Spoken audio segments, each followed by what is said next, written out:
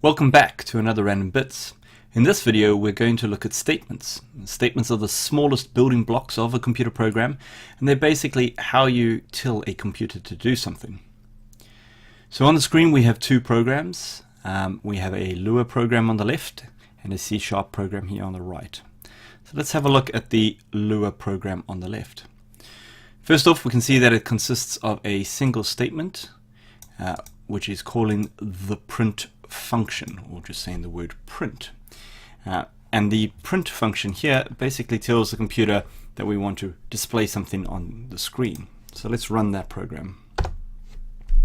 So as you can see, it hasn't appeared to do anything, and that's because we haven't actually told the program what we'd like to print. So let's change the program a little bit and put the word hello in here. And if we run the program now, we can see that it has printed the word hello to the screen. So let's have a more careful look at what we've done here. So first off, we've told the computer that we want to execute the print function. Next up, we have opened a round bracket to tell the computer that we're about to tell it what we would like to print to the screen. We've then passed in the word hello, and then we've added a closing bracket there to tell the computer that we are done listing out the things we'd like to print. These things that we are passing to the print function are known as arguments or parameters, and this whole line is known as a statement, or is a statement. Of course, computer programs consist of lots and lots of statements, so that they can do useful things. So for instance, we can change this program to look like this.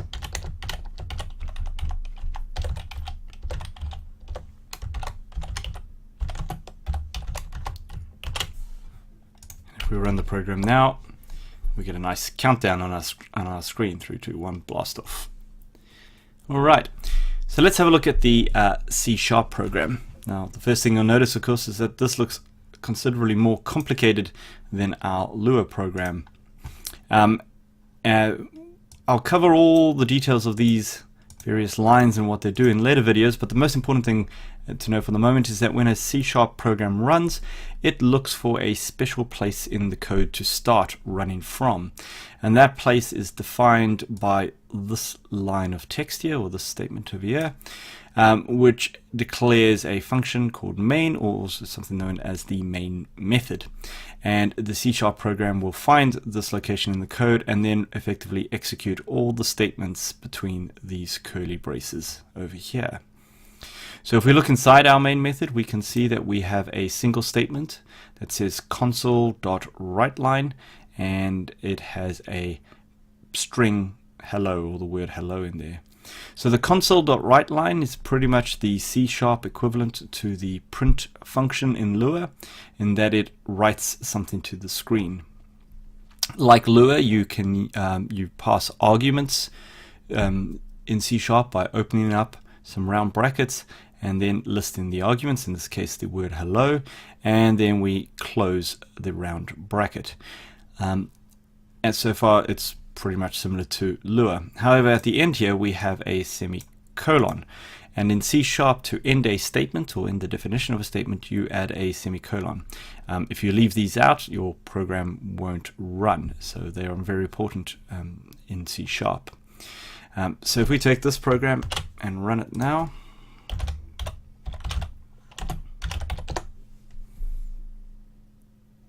we will see it prints the word hello to the screen. And like with our Lua program, we can write multiple statements.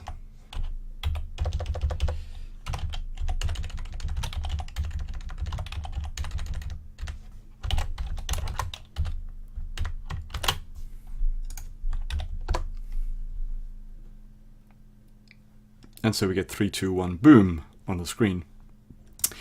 So one feature of C#, because it does have these semicolons indicating where a statement ends, is that you can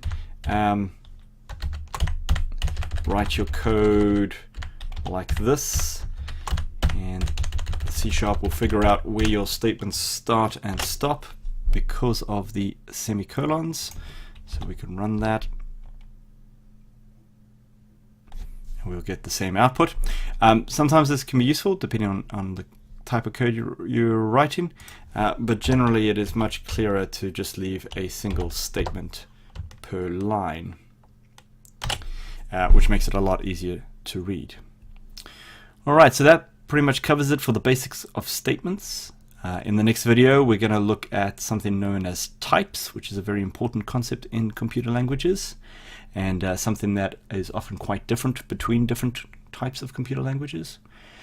So if you've liked this video, please give it a thumbs up and share it with others, and as always, thank you for watching.